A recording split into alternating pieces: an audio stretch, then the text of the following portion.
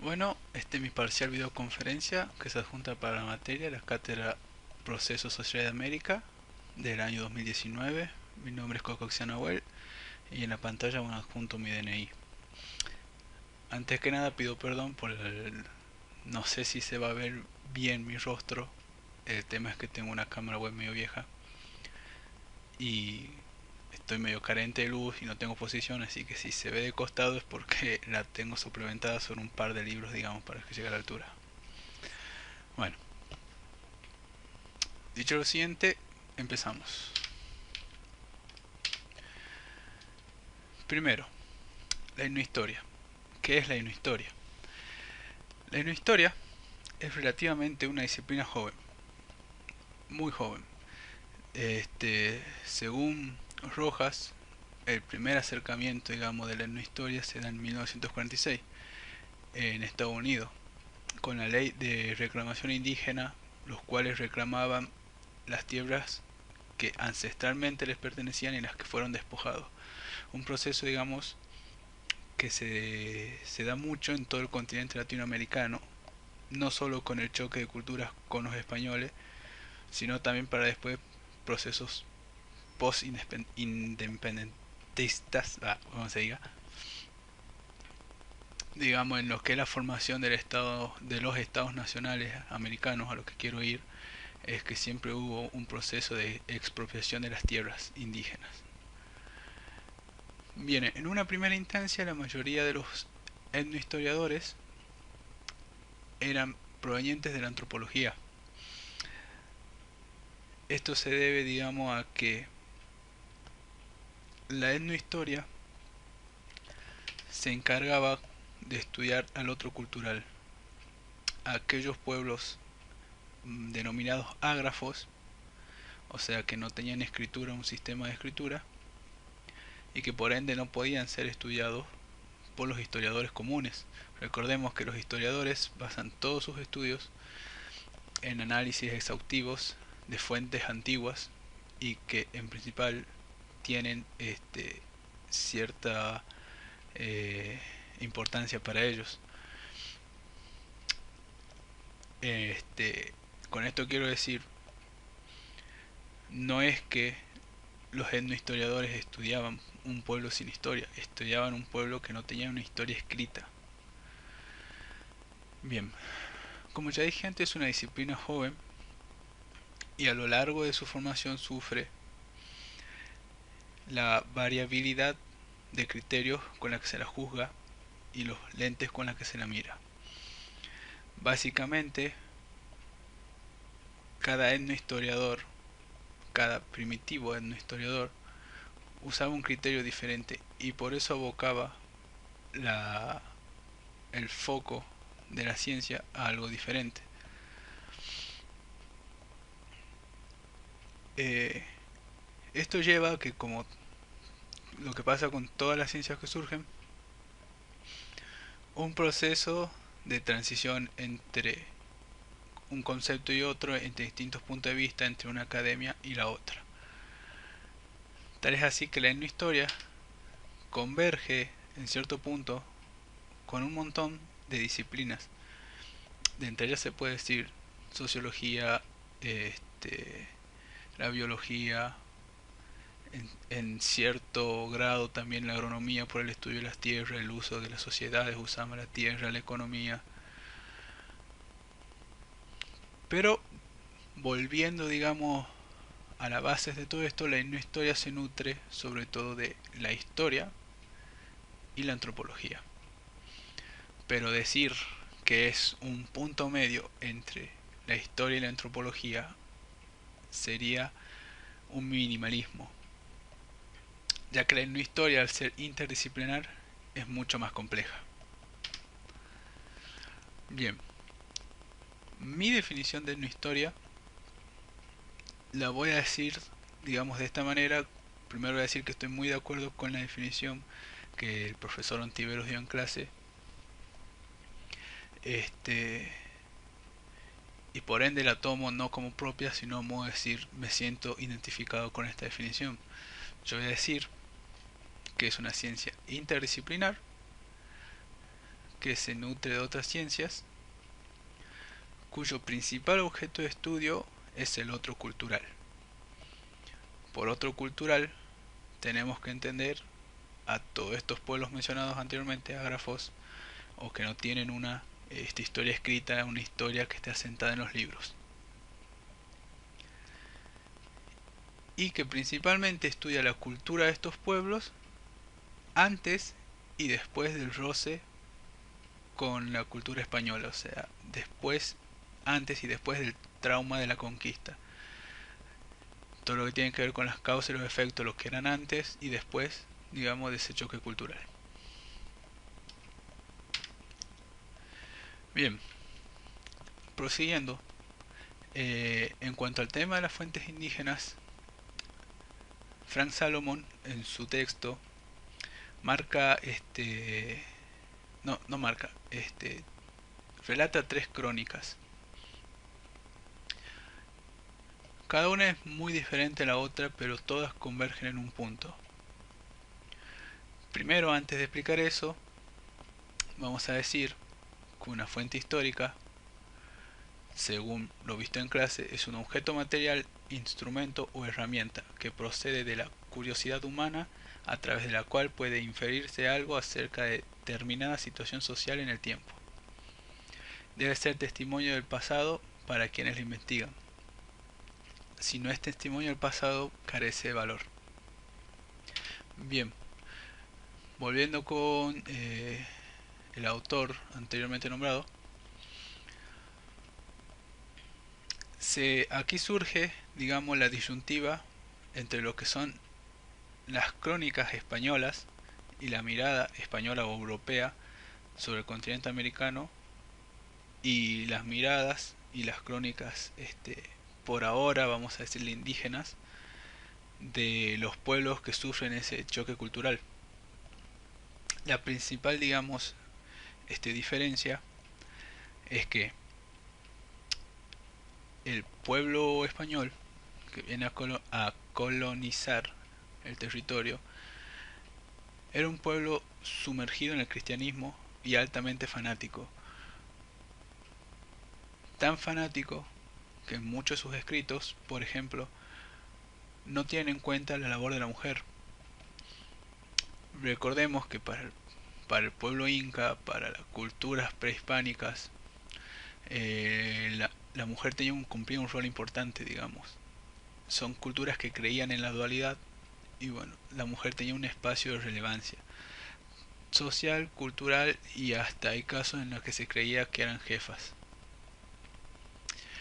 Entonces, esta insensibilidad, digamos, por parte de la mirada española, es lo que imposibilita se hayan asentado muchos rasgos característicos de esas sociedades antiguas. ¿Por qué imposibilita? Primero porque al no haberlo asentado y al saber que los pueblos prehispánicos carecían de un cierto modo de escritura, o que más bien para ellos las crónicas eran como un mito que pasaba de generación en generación, un cuento, una leyenda, no tanto un libro, no hay ciencia cierta, digamos, donde afirmarse para refutar o estar de acuerdo con lo anteriormente dicho sobre, por ejemplo, el tema de las mujeres.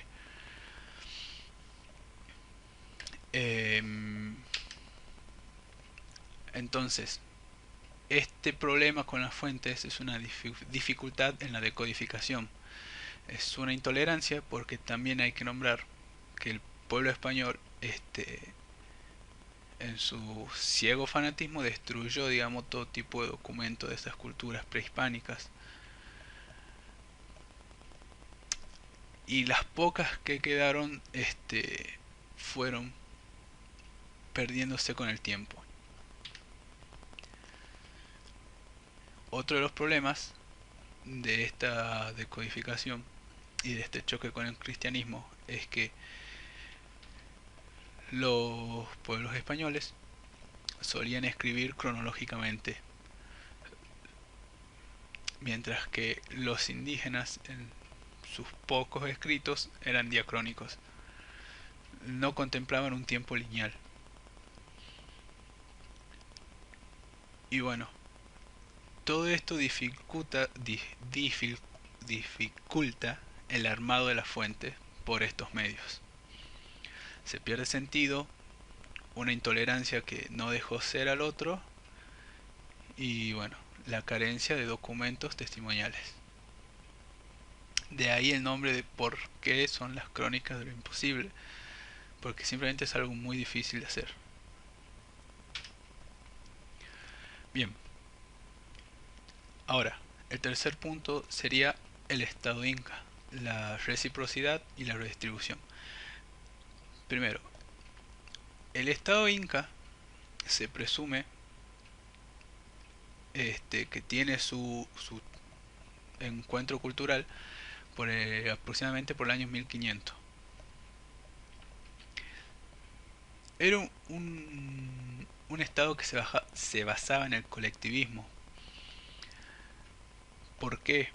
Porque antes del imperio inca, en el periodo del Tiwanaku, los distintos clanes, tribus, como se le quiera llamar, digamos, a los habitantes de ese periodo del continente,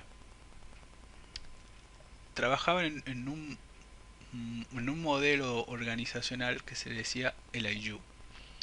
El Ayllu básicamente es un derecho compartido de la tierra. Quiere decir, digamos, que la tierra no es de uno, sino que le pertenece a todos. Por ende, todos los clanes tienen un pedazo de tierra que es propio para ellos.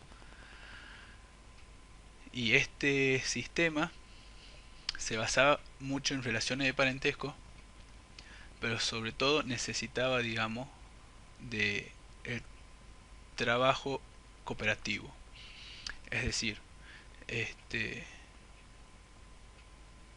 necesitaba, digamos, que al ser, digamos, divididos los retazos de tierra, necesitaban que no hubiese problema entre un clan y el otro, porque una tribu podía estar asentada, por ejemplo, en una montaña y tener un pedazo de tierra 2000 metros abajo del pie de la montaña, y sabían que era de ellos y sabían que los otros clanes no se metían, y bueno, y esa era esa relación de reciprocidad, digamos, lo característico. Ahora, el Estado Inca, el Imperio Inca, como estructura económica, tomó esta característica de reciprocidad del Ayllu y agregó la redistribución. Esta reciprocidad se aplicaba a grupos simétricos, donde los deberes económicos de uno implicaban los deberes económicos de otros, por el intercambio. Y la redistribución suponía una jerarquía, un centro coordinador y un doble movimiento, centrípeto y centrífugo. Se agrupaban los productos en el centro y después se difundían. Eh, Voy a usar este gráfico para explicar digamos, lo de centrífugo y centrípeto. La cosa era que, como el Inca conquistaba, porque el imperio Inca, como una de sus principales características, fue un imperio que conquistó terrenos, y el Inca al conquistar proclamaba su derecho absoluto sobre esa tierra y funcionaba bajo un sistema de generosidad, es decir, yo Inca, que soy el dueño de esta tierra, te la dejo a vos y a tu gente para que la trabajen, para que vivan, pero en devolución de ese favor exijo tributo. Tributo que se pagaba con especias, mejor dicho, con lo que se podía producir en la tierra. De ahí es donde surge este doble movimiento.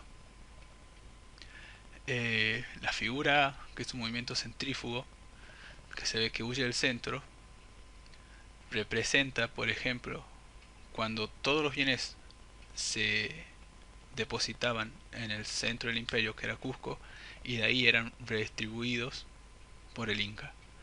Y la figura B, que es el centípedo, que se explica como que todo el movimiento tiende a ir al centro, es esa reciprocidad que tenían los Ayllu y los distintos clanes localizados en diferentes lugares, con la cual ellos, digamos, vivían del intercambio. Yo produzco papa, te doy papa, vos producís coca, me das coca. Y así, tengo un intercambio entre Aylus simétricos, jerárquicamente iguales, y un intercambio que no es intercambio en realidad, pero se puede decir intercambio con el centro del todo, con el Inca, que es el tributo. Acá, bueno, dicho lo anterior, es porque se explica que la reciprocidad se da en comunidades rurales, los Ayllu eran considerados comunidades rurales, y por qué la redistribución se da con Cusco. Lo importante de destacar acá es que los dos principios antes definidos se combinan en el proceso de la producción, distribución de la propiedad y reparto del tributo durante todo el imperio y el estado inca. Ahora, hablando de la producción del estado inca, primero hay que resaltar algo, una característica fantástica que tiene el territorio peruano, que es la variedad de clima, la variedad de altura y, digamos, la fertilidad de la tierra, el acceso al mar y las montañas, la selva, los lugares húmedos, climas tropicales, climas de altura.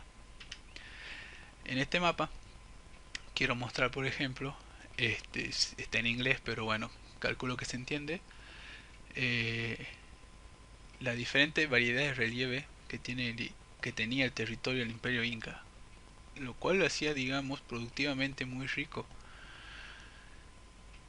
Lo que no se producía a baja altura se podía producir a alta, lo que no se podía producir en frío se producía en calor, viceversa, lo que necesitaba humedad tenía su clima de humedad. Y bueno, es por digamos, esta característica física del territorio que la producción y la economía del estado inca tenía una característica de verticalidad, variedad en los suelos y en los climas que permitían la variedad de recursos, que eran productos complementarios en parcelas de cultivos escalonados, verticalidad. Entonces, eh, básicamente se define la coexistencia de dos sistemas de producción, el de la papa y el del maíz. Este último tenía un carácter como más sagrado. Era hasta incluso se usaba para ceremonias. Con esto lo que quiero decir es que si bien el imperio inca producía grandes variedades, digamos, de frutas, vegetales, crianza de rebaño, etcétera, sus dos fuertes eran la papa y el maíz. Tal es así que con los años llegaron a sacar casi 700 tipos de papa, 700 tipos de maíz, digamos, y aprendieron a qué altura cultivar y en qué situación cultivar cada uno.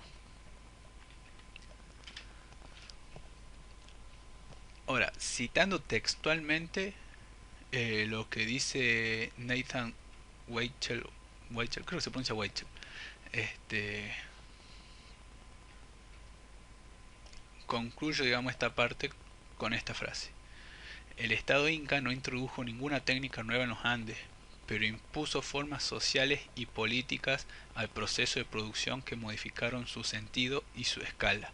Integró los elementos preexistentes en una nueva estructura.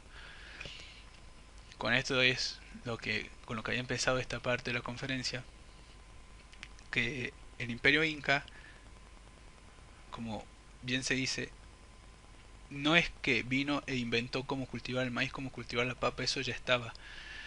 Se adueñó de todo eso y lo convirtió en un nuevo sistema de verticalidad, de pago de tributos y de una nueva división, digamos, sociopolítica. Bien, los derechos de propiedad. Bueno, como ya dije antes, cuando el Inca conquistaba, tenía derecho absoluto sobre esa tierra. Acá es importante hacer un pequeño paréntesis en el hecho de que si la tierra no tenía mano de obra, carecía de valor. Bien, ahora, las tierras se dividían en una tripartición. La tierra del Inca, la que se dejaba el culto, o sea, el sol, y la que se dejaba la comunidad, o sea, para la producción rural.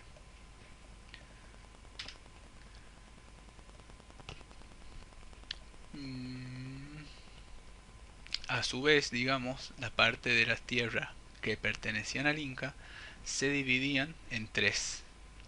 Lo que se dejaba para el cultivo, la que destinaba a su linaje real y la propiedad individual que era, o sea, exclusiva de él.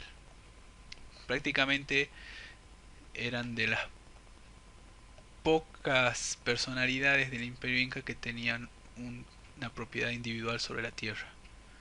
El resto era todo un trabajo colectivo, o sea, las tribus incaicas y prehispánicas entendían que necesitaban de todos y de la tierra para poder subsistir. Y no solo hablamos de las tierras cuando hablamos de la apropiación de la propiedad, o sea, el rebaño, el oro, la plata, cualquier cosa que fuese de interés se apropiaba de la misma manera mediante una expropiación y un futuro pago de tributos, digamos. Cierta relación de dependencia que se marcaba entre el Inca y el Ayllu que iba a explotar esa tierra para él. El pago de tributos. Bien.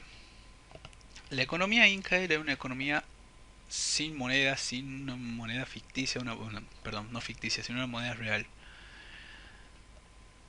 Básicamente se basaban en el trueque y en el tributo, ya que si no había trueque y no había tributo, los bienes no circulaban por la sociedad, no se redistribuían. Acá es un hecho muy importante nombrar que al no haber moneda es necesario que exista cierto tipo de cambio con los productos para que estos circulen. Entonces el carácter esencial del tributo consiste en que los campesinos deben su fuerza de trabajo y no el producto de las tierras del Ayllu. El tributo asegura la circulación de los bienes. Para el campesino cumplía con tres obligaciones primarias, básicas. El trabajo colectivo de la tierra, que es el que marcaba no solo su subsistencia, sino la de su Ayllu, la de su clan y también la del imperio. La mita, como servicio personal y periódico, la mita es principalmente un servicio que se daba para el Inca o para algún jefe de jerarquía, que lo voy a explicar más adelante. Y el tributo textil, o sea, la producción de ropa, de tejidos, de lana, todo eso. Había excepciones, por ejemplo los artesanos, los orfebres y los joyeros estaban exentos de este tributo. Entonces, en todo el sistema incaico se da digamos un sistema de dones, regalos, generosidad y contradones entre el Ayllu, el curaca es el jefe del Ayllu, y el Inca. Había una centralización de los bienes por parte del Inca y una redistribución por parte del imperio. En este gráfico vemos lo que dije anteriormente. El Ayllu, los campesinos que trabajan la tierra, no solo trabajan para su propia subsistencia, sino también para la del curaca. El curaca le da los recursos, o sea, les permite trabajar la tierra y ellos devuelven con productos. A su vez el curaca tiene la misma relación con el Inca. El Inca le da los recursos al curaca, que pueden ser población, mano de obra, más terreno, y él tiene que devolver con trabajo para el Inca. Digamos, la bisectriz que se ve, digamos, aquí a la izquierda, más o menos por este lado, que es la mitad, es lo que yo explicaba anteriormente. Era cuando, por ejemplo, el Ayllu realizaba un trabajo exclusivo para el Inca. Por lo general eran periódicos, pero no eran como que una rutina, no es que duraban toda la vida. Podrían serlo o no, pero por lo general no. Y bueno, este es el sistema que nombraba hace rato de dones y contradones. Yo doy y vos me devuelves con trabajo. Y digamos, esta es la parte que encierra lo que dije anteriormente de que si la tierra no tenía mano de obra, no valía nada. Bien, la organización sociopolítica. Perdón, voy a tomar un poco de agua.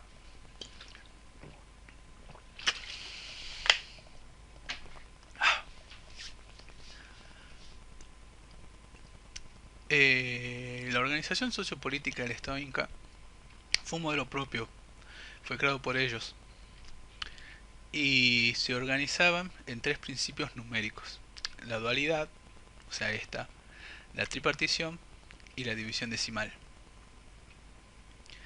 siendo las dos primeras las que por lo general ordenaban las relaciones de parentesco, como dijimos antes, el Ayllu, las relaciones de reciprocidad simétricas, y siendo la última la que ordenaba la burocracia y el estatismo, digamos, de el Inca, la redistribución, la jerarquía.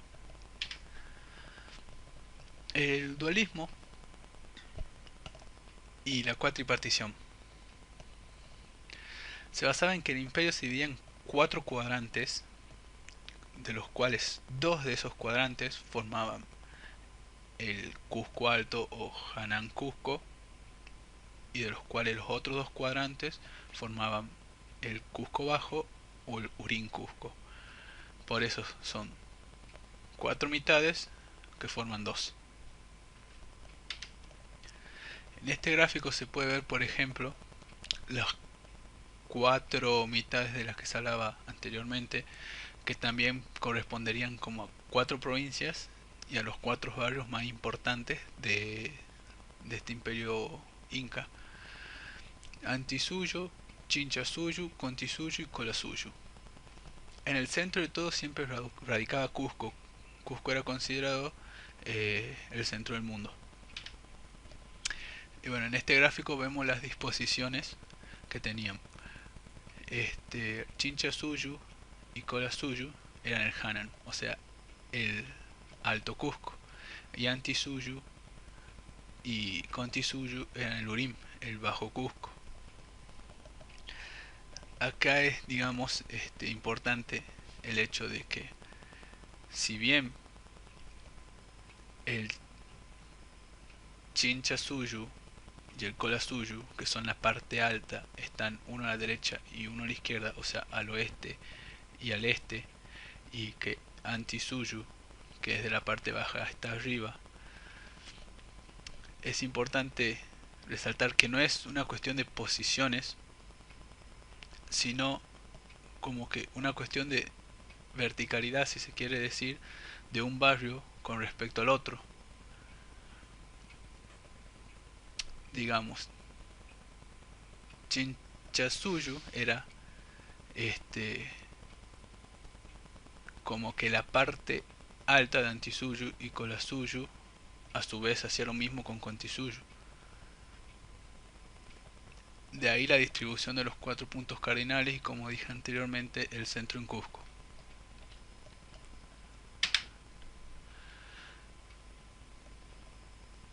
Bien, como dije antes, a su vez Cusco, centro de todo el imperio residencial inca, se dividía en cuatro barrios que llevaban el nombre de las cuatro provincias.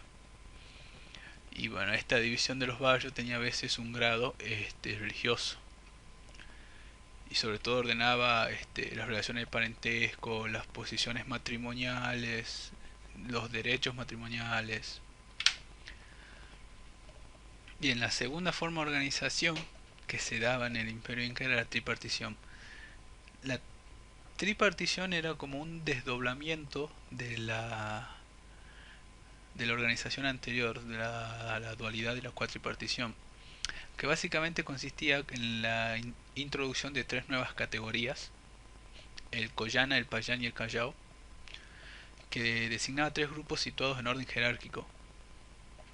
El Koyana eran los grupos de jefe y conquistadores incas, el Callao la población no inca sometida, y el Payán era una suerte de mix entre ayudantes, siervos, esclavos, incas y no incas. También ese era el orden que cumplían jerárquicamente.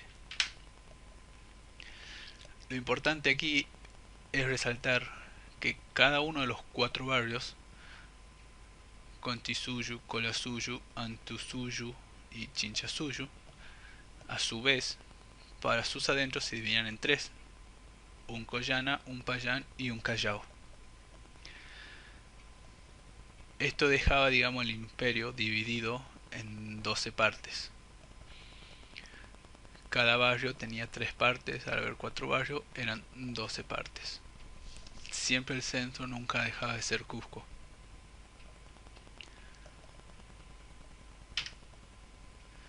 Y por último, bueno, nos queda el tema de la organización decimal. Esto es algo que, aunque parece enredoso, es bastante sencillo, y se basaba en que la población inca siempre se dividía en grupos de 10, múltiplos de 10 se puede decir. El autor especifica grupos de 10, 50, 100, 500, 1000, 10.000 y 40.000. Todos estos grupos estaban bajo la unidad de un curaca o jefe, como nombramos anteriormente. Este, Existían muchos tipos de curaca dentro de la organización del imperio inca. Por lo general, los jefes que tenían 100 o más personas a cargo estaban exentos de un trabajo manual, pero aquellos que tenían menos, por ejemplo 50 o 10, no dejaban de ser curacas, pero eran más considerados como capataces. Tenían que realizar, están obligados a realizar un trabajo manual y por ende un pago de tributo.